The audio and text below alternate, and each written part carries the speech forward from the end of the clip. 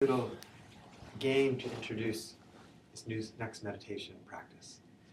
We're not going to call it hangman because that just doesn't. It's not a good. That's not a good term. But sometimes if you're traveling in Tibet, you'll see like these little. It's like a. Call it tonka. It's like a picture, like a painting, and it's usually ordained, or not ordained, but it's adorned, all different colors and shapes. Some type of silk material. And so, if you miss a letter, we're going to play.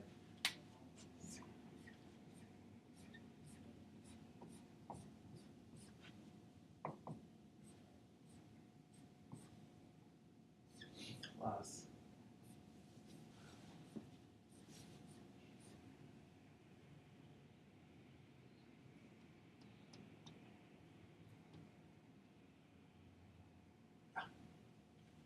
So we'll go around the room, one at a time.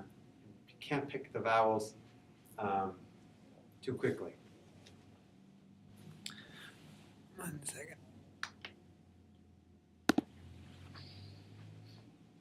So, T. T, there is a good one.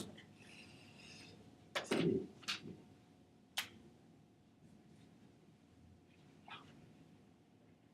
A. I.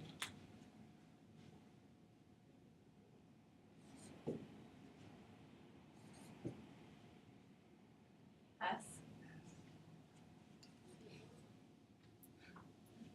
You guys got that one. N.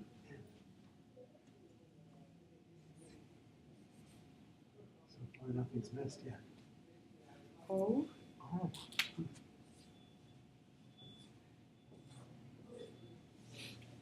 I. Oh my goodness. I'm looking for some wrong ones, guys. Will we do a perfect no miss? C.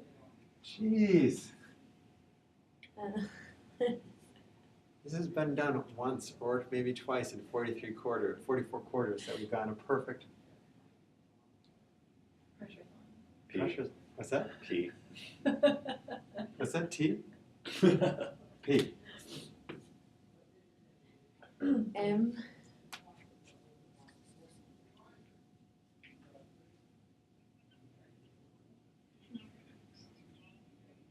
You can help her out if she's.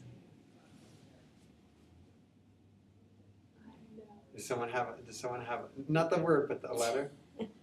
Help her out. L. Okay. L. Oh yeah. Okay. You guys did it. The second or third time it's been done in 44 quarters. I need 2 more letters though. B. Thank you. Okay, we got it. So you guys you got a perfect. Okay. If you had, said I need a B, you might have gotten this little head and a body, or R might have gotten you. Face. That was actually expensive letter. So this deity is holding a wish-fulfilling gem in its heart. That was all that with the R. If you had said D, that is the right hand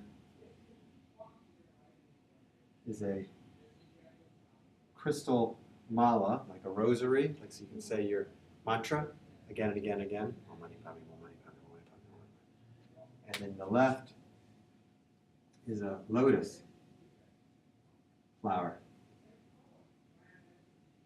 And also a little lotus disc. If you had still gotten somewhere wrong, say I don't know, I think I heard W from one of you. Instead of having one head, that would have given you 1, 2, 3, 4, 5, 6, 7, 8, 9, 10, and one behind it, 11. So 11 head deity. heads facing in all directions. And had you said maybe one or two other wrong ones, like a Z, that got you, instead of 4 arms, 1,000 arms. And in the palm of each hand is an eyeball. This is the deity of infinite compassion. The reason why there's 1,000,000 hands or 1,000 hands, or had you also said why was the other one I was expecting. It was instead of 1 hand, 1,000 hands, it would have been 10,000. Sometimes this deity is called deity of infinite compassion, or Avalo Kitesh. Sometimes with a W, sometimes with a V, Vara or Vara. The Lord of Infinite or Deity of Infinite Compassion. And in the hand of each hand, because it offers compassion, a unique way, it sees how each individual receives compassion in his own unique way. Some people, it's through communication, some through its writing, some through it's through speaking or singing, some through its building something. Ways of offering compassion to other people. Also, in Buddhism, sometimes it's called Chenrizik. Oh God, what happened to my spelling? Chenrizik. I think it's Chenrezig.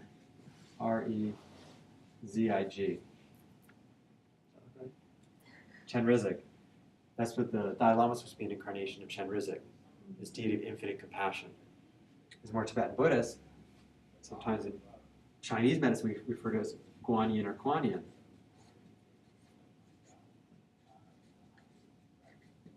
It doesn't look so much like this, but it looks like more like a woman holding perhaps a baby, or holding like ambrosia or like medicine, and maybe pouring it out, pouring it to people.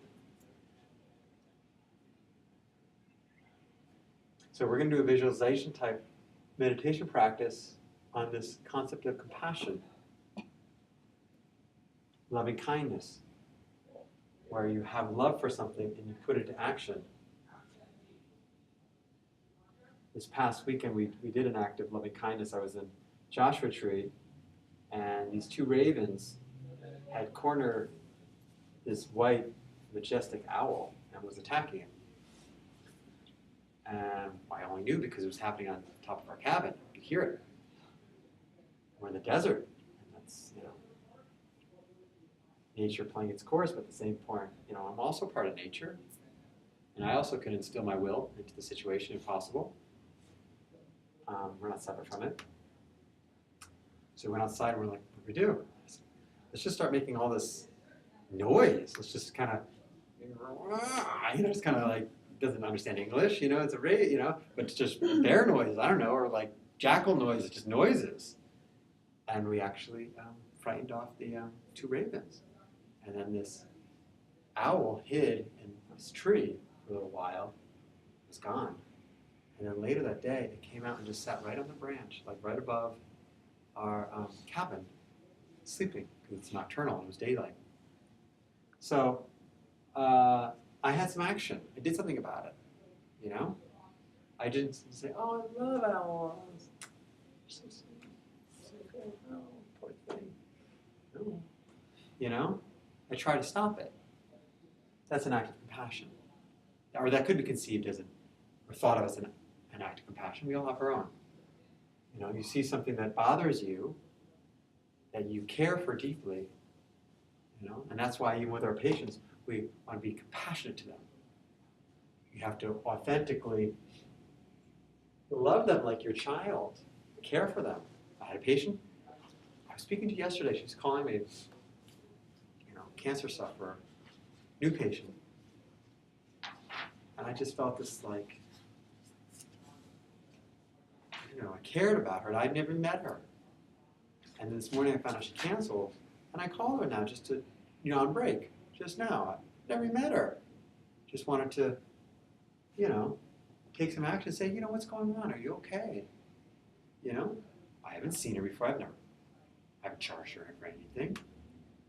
Not even a patient of mine, but I just She said, well, I need to get an MRI done on my brain. I'd rather come in, with some more information, And it just, that could be seen as, a compassionate act that I tried to perform today, And you're going to be caregivers, and you are caregivers. So this is actually a major thing for even just practice management. You're going to have lots of patients come see you. And unless you train yourself how to communicate to them during the session what you're doing, okay, so Ms. Jones, your gut's really, I want to work on your digestive energy. You're coming in with SIBO, small intestine bacterial overgrowth. I'm going to give you acupuncture, that helps restore the gut, right? And we're going to give you an herbal formula. We'll try to figure out a good formula for you. And we're going to work on this. And it's going to take a little bit of time. And you communicate to them. Well, when should I come back in? Well, in the beginning, I like to see patients at least twice a week. And then after we kind of turn things a little bit and start steering things in the right direction, we'll back off. We'll still probably be doing herbs every day. You may not see me for acupuncture every day. We'll back up once a week, once every week, whatever it may be. Well, how long will it take? Tough to say. But we'll work together and we'll communicate. Every visit, we'll communicate. And we'll ask these questions every time. This is important for you to learn how to say. Because if you're just like, oh, Mrs. Jones, okay, that was, how are you feeling after your visit? Oh, I'm feeling really relaxed. Oh, that was a good visit. Okay, well, have a wonderful day. That's like terrible. You're good. You're terrible practice management. They have no idea when they're supposed to come back. So they won't come back because they're not even sure if you want to see them back. You got to tell them when to come back. And our medicine, you need to physically have their body there to, do the acupuncture if you're doing acupuncture. Or if you're doing, someone's traveling a bit, and you're going to do some herbal consultations, that's another thing. And then when Mrs. Jones, reschedules, looking forward to seeing her, and when she comes back, and it's nice to see her, how are you feeling since our last visit? How did it go after the first visit? Oh, it went really good. Like, I went home, I slept. Man, I haven't slept like that in years. It was great. And I woke up the next day, I had so much more energy, and then I had a little more discipline to, kind of say no to, some of the things I should be eating. Oh, that's great. Great. Let me look at your pulse a little bit. Anything new? Anything else going on? Okay, no. All right. Oh, I can see. Okay, the gut. Yeah, spleen is still weak. I'm still working on that. Let me see your tongue. Okay, great. Look, it's a little less greasy. What does greasy mean? This is the conversation you're going to have with every single one of your patients. What does greasy mean? Well, Ms. Jones, the energy in your gut, it's not so strong, which they get. That's why they have SIBO. They have stomach pain. They know that. And, what happens is you're not digesting the food into energy so good, or as well as you could. So it clumps a little bit. It clumps as fat, and it shows like greasiness, like undissolved food, and I see a little greasiness on your tongue. Oh yeah, I've had that for a long time.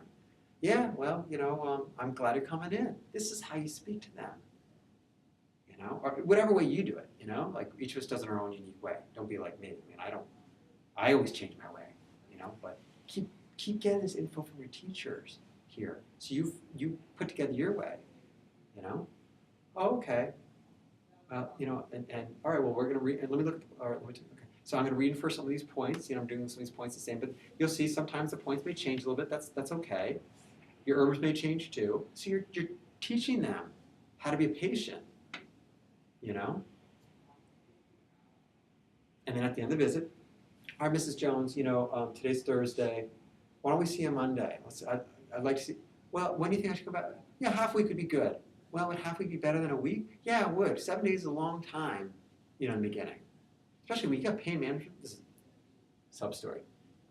Someone coming for pain, and if you're just like, oh yeah, come on in. It's like they're in pain. You're like, well, when should I come back? I don't know, a week to 2 weeks. 7 to 14 days is a long time when someone's in chronic pain, when someone's in pain. They probably want to see you tomorrow. So in the clinic, if you're in the clinic 2 or 3 days a week, you should see them 2 or 3 days a week. And if you're not, you're only 1 day a week, then make it, you guys connect or whatever other connections, and I'll see them on Monday and Wednesday, Can you see them on Friday? Yeah, that's how it goes. That's how they get better. Otherwise, oh, you just come in like once every week, 2 weeks. They're not going to get better. They're going to be like, acupressure doesn't work. So that's major in my practice management. Major. To that point, when Mrs. Jones doesn't reschedule, oh, I'm going to be traveling. I'll call you when I get back after traveling. Okay. Well, I'll be back. It's 20th. I'll be back on the 27th. Okay. Well, why don't we try to see you? Yeah, I'll try to schedule something for like the 28th, 29th. Great. Sounds good. Make a note in your calendar. Come 28th, 29th. If they haven't scheduled the 30th, and you give them a couple days, I would email them. That's what I do. Got in my calendar like lots of patients that I have correspondence with. And your email, you call them, you put them on the spot. It makes people feel uncomfortable. Oh, hi, Mrs. Jones, this is Dr. Armm here, And they're like driving, like, oh, hi, oh, thanks for the call. It's a little, I've tried it. I've tried a lot of times. I've tried all kinds of things. Better to email. They can get it when they want. They can ignore it if they want. It's not as, it's a little, but it's still getting the message across that you care and that you're thinking about them. And you don't need to say that in the email. You can just say, hey, Mrs. Jones, just want to check, how are you doing? Just want to check in, see how you're doing. Question mark. Warmly, your name. That's it. Send it. You'll probably get a response back from most of them. Some of them won't because it goes to the trash accidentally, or some of them they're ignoring you because they can't afford it, or they're just not wanting you to work. I usually give them a second email, and that's it. They get two. I won't to keep past through now. But if they haven't responded back after my second one, then I'll let it go. Or maybe, like, say I email them that first time, and then I'll email them, I don't know, a week or two later. Did you get my, just checking in. You don't even say, did you get my email? You don't need to say that. Just checking in, same thing. It's all you need to do. It will make your practice. I have a center that I've directed for over 10 years. I've seen successful practitioners and a lot of practitioners that struggle. And a lot of it has to do with your self-confidence. And take yourself out of the picture. Get into this vibration. Your self-confidence goes so high and good when you're coming from this energy. I'm contacting Mrs. Jones not so much just because, I get income from when she comes in and sees me, but I'm contacting her because I care about this person. That cancer, I've never even seen her. She's never even paid a penny. But I'm caring about it. I'm practicing trying to care about people, and you put it into action. You send that email. You check in on people, you check in on them.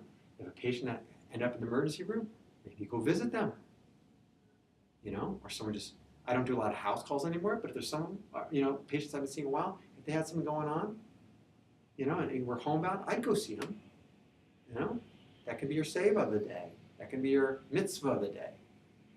You're just doing something kind. That's my rant. That's my getting on my soapbox in hopes that you guys make your own for practice management's sake. Because the courses are good, they're fine, but you need to get practice management tools from people in practice, which either your professors downstairs in the clinic or your teachers, but you need to get it, unless it's already in you. Or in your family, like you're inspired by, my uncle or my aunt. My aunt, she was just a go-getter entrepreneur. And I can go to her, and man, she's got all the answers. So great, you got it already. But get it from somewhere. Otherwise, I don't know, what do they say, 70-80% of our practice doesn't practice. Our acupuncturists don't practice. It's because of that energy, their confidence, because of their deep level of care, needs to still be cultivated more. So, can we do a meditation practice? Any questions about that? I told you I'm going to try to put in some clinical things for you guys because especially you two, you're out soon. And another thing, it's from the subject, get in a situation where you pay rent. That's what I recommend. Don't get into a split situation. Don't get into a profit sharing situation. Don't get into this, can I just pay hourly as I use it? It harbors all kinds of issues behind it. Number one with the split. If it's a split and you're in my office, am I referring to you because it's really in the patient's interest, or am I referring to you because I get half of it? And how would you really be able to prove that? If it's a rent, then you pay your rent, and whether you saw one person or 100 people, you pay the same thing, you know? Or hourly, same thing. It's the same issue. And also with the split, there's resentment that comes because, and I've seen this, in the beginning, you may be happy with the split because you're like, oh great, I don't have much practice. I don't have much overhead, low risk, no problem. Yeah, but the clinic's pissed at you because they're like, well, why aren't you building a practice? I'm holding this room for you, and I didn't get very much at all from this month. Why should I bother?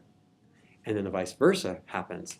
In the beginning, and beginning may work for you, but as you build a practice, if you're giving 50% of it away, you know, it's fine if you make 1,000 a month. What if you make 10,000 a month or 15,000 a month? You really want to give $7,500 away to rent a room 3 days a week? Why don't you just go rent your own space for $3,000 a month? You just spend $4,500 each month times a year. It's like, you know, over $50,000 that you just, you know. Anyways, then you start saying, what am I doing here giving a rent or a split? Yes, all the time.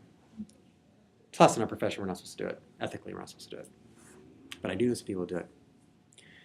And I won't do it. We don't do it in our clinic. Okay, I'll come back. That's practice management 101 and 102. I'm telling you, please ask other people you know. So this practice we're going to do, unless there's any other questions, it's called the visualization type. We're going to meditate and visualize yourself sitting, and you can visualize, you know, someone that's inspiring to you, or someone that's unconditionally loved you or supported you, either in front of you, or above you, or to your side. Some people say different things because I feel them hovering above me, or I feel them in front of me, I can see them, or I can feel them like by my side, and I got my back on my side. And we're going to visualize their positive qualities in the heart and in your heart, and then you can find like an energy merging into you, you know, your heart energy.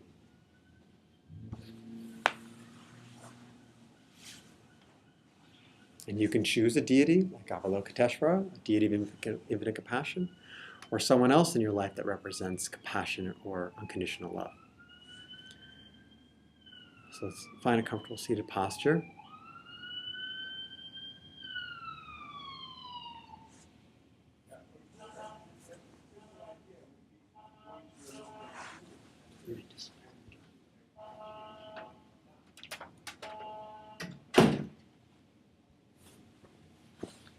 I was Jacques down the hall giving his insight on practice management. I just heard that. You should get that. You need that.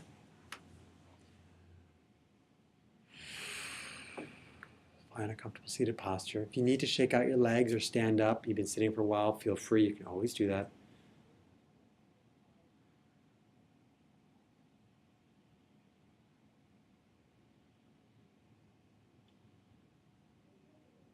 Put a smile on your face if possible. You know, feel the heart open, smile. It's a beautiful day out. You are well, you are whole.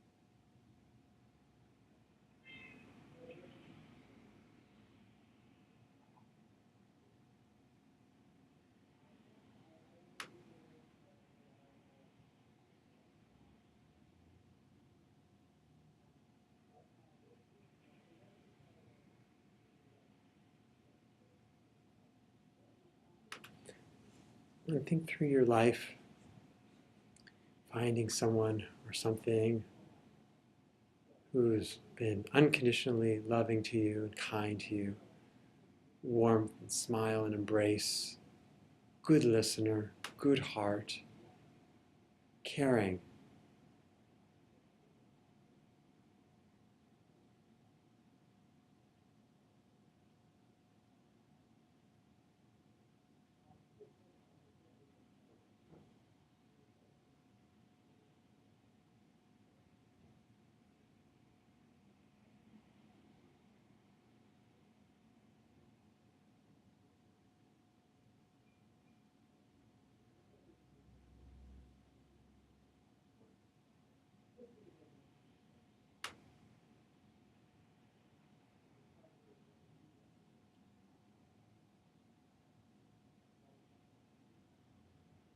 Visualize them in front of you or to your side or above you.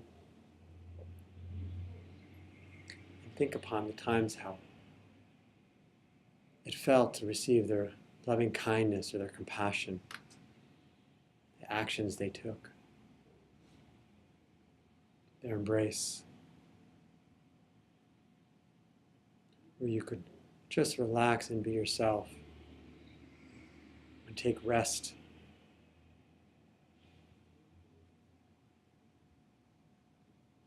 And your mind went still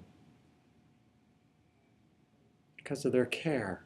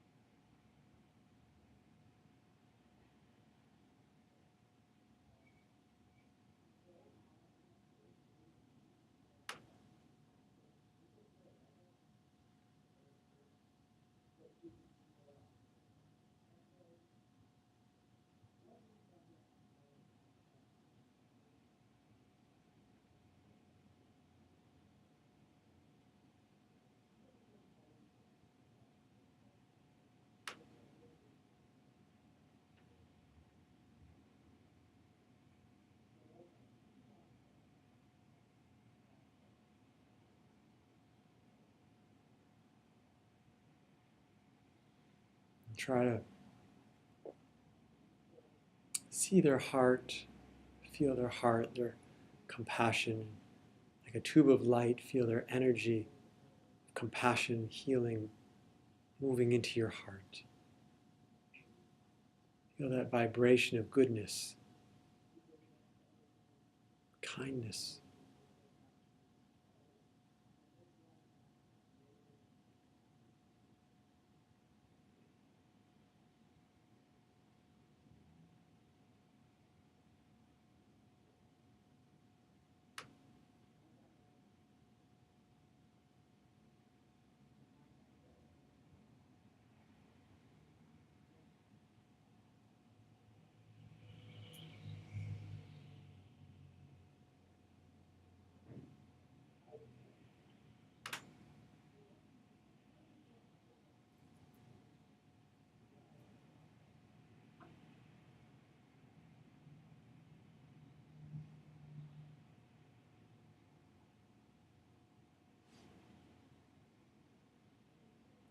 And feel their energy merging with yours, feeling compassion living inside you, loving kindness living inside you, the smile and warmth, generosity, patience.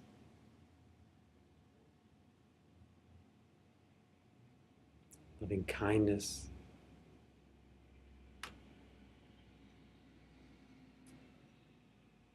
truthfulness.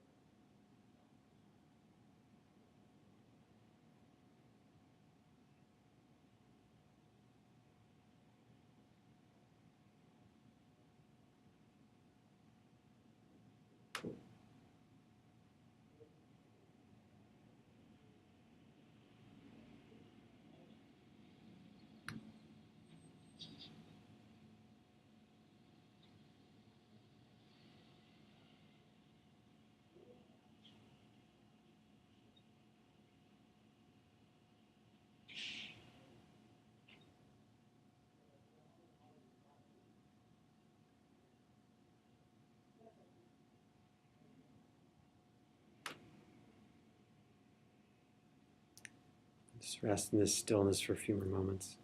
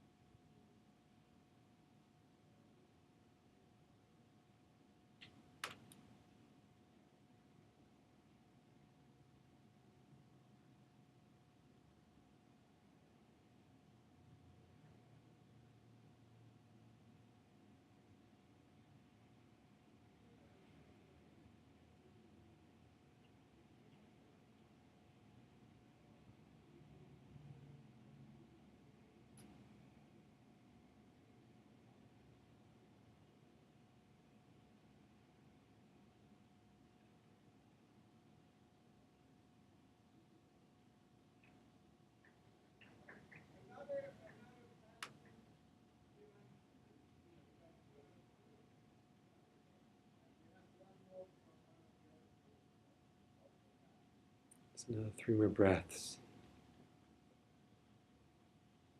Breathing in compassion and love.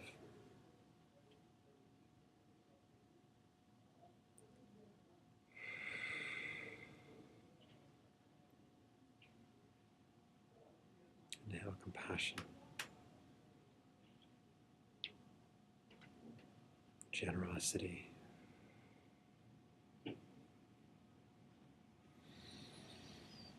One last time. Loving kindness and patience.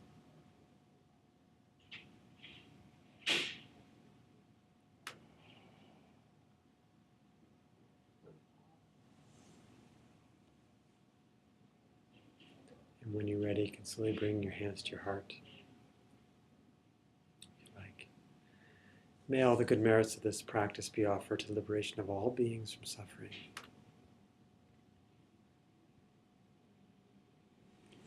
And when you're ready, you can slowly allow yourself to come out of your practice and allow your eyes to open.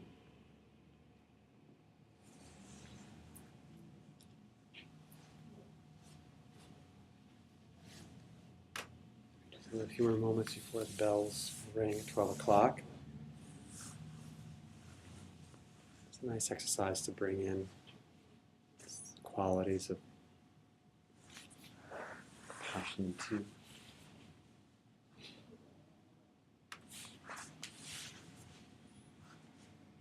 Any comments?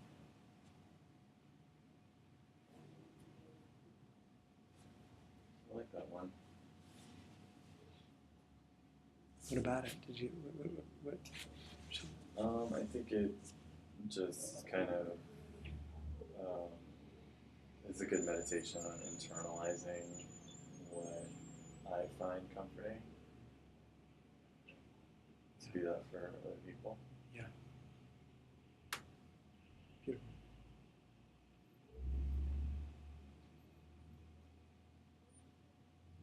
Yeah, I think it helps strengthen us to be more compassionate people.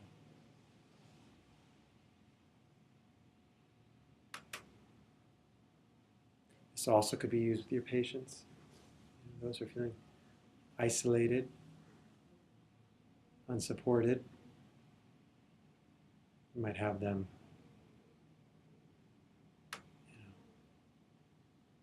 think on who in their life has been supportive, who's unconditionally loved them, and meditate on this. And if they say, well, that's very hard for me to do, then they can choose something from nature, as an object of meditation that seems to have great strength or support or loving kindness, like an embodiment or a symbol of that.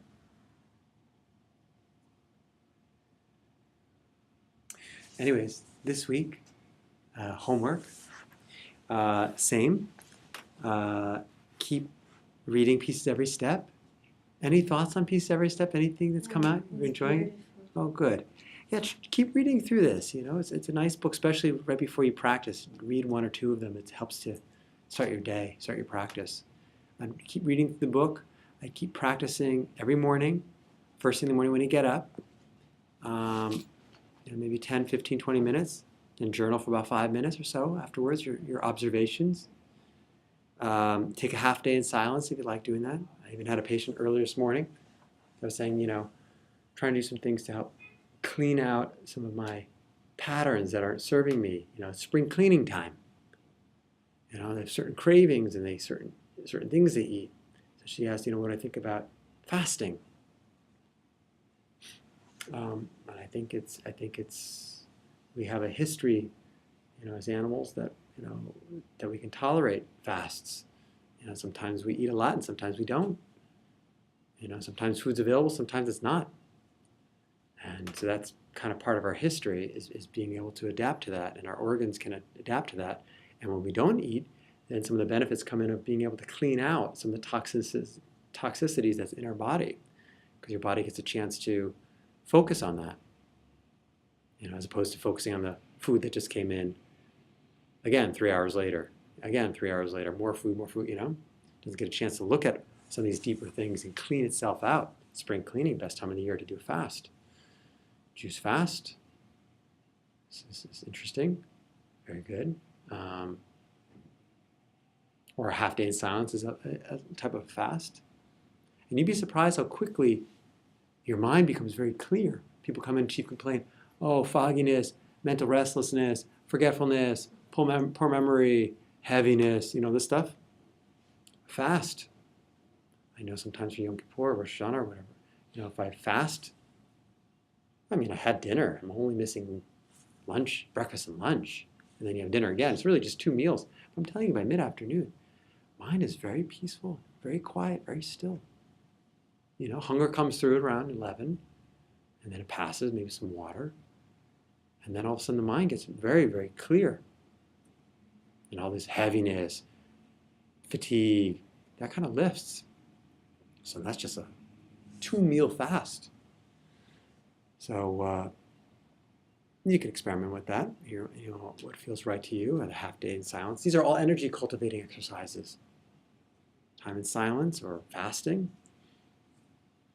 You can work with a provider if you're more comfortable for the fast. And next week, we're not going to be here. We're going to be meeting at Temescal Canyon. Okay, so we're not going to be in class. I'll put this video online, but also maybe when I send you an email, I'll try to remind you. So go down the coast, PCH, go north, About 5 minutes up, you'll see Temescal Canyon. Make a right. You go right up until you hit Sunset, and that's where you enter into the park. And you can park for free outside of the park, or you can drive into the park and park there. I think it's $7 cash at the Bring. I arrived there at 9:45, so we can start a hike by 10. I'm going to have us out by 11:30, so for those of us who need to be back here by noon, that should be okay. We'll do 2 meditation practices in nature, a walking practice and a seated practice. And one big point, if you are going to park in the park, there's a sign that says video enforced. It's a stop sign.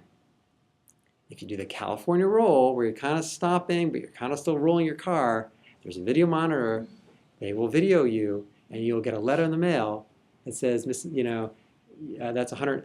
When I did it a few years ago, it was $100. When Ewan did it, CEO of the school, she was in my class. She sometimes comes into class, and she said it was $175.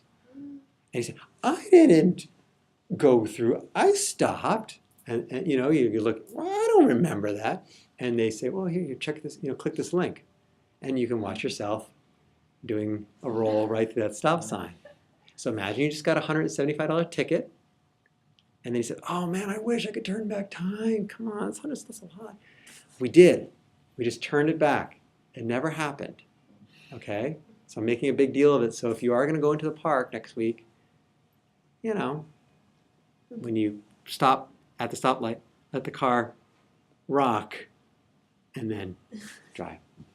Okay? So I'll see you next week. Temescal Canyon. It'll be fun. Weather permitting. If it's bad weather, call me in my cell.